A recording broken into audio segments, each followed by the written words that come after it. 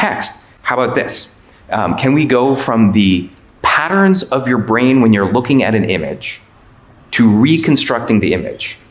So the way this worked was they put human beings inside an fMRI machine. They had them look at images and figure out what the patterns are, like translate from image to brain patterns. And then, of course, they would hide the image. So this is an image of a giraffe that the computer has never seen. It's only looking at the fMRI data, and this is what the computer thinks the human is seeing.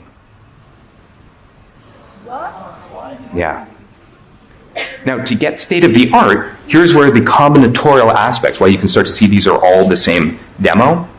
To do this kind of imaging, the latest paper, the one that happened even after this, which is already better, uses stable diffusion, uses the thing that you use to make art.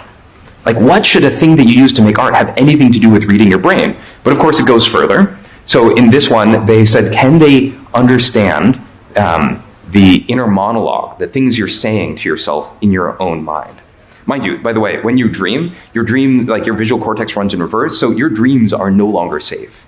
But we'll try this. So they had people watch a video and just narrate what was going on in the video in their mind.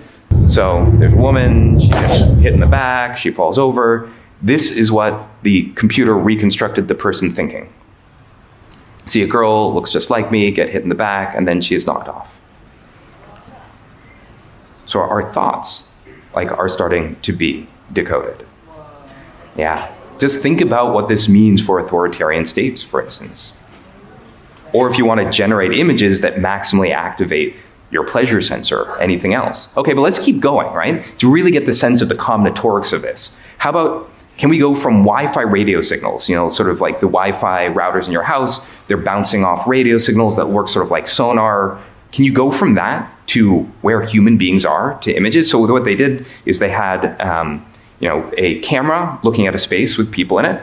That's sort of like coming in from one eye. The other eye is the radio signals, so sonar from the Wi-Fi router. And they just learned to predict, this is where the human beings are. Then they took away the camera. So all the AI had was the language of radio signals bouncing around a room. And this is what they're able to reconstruct.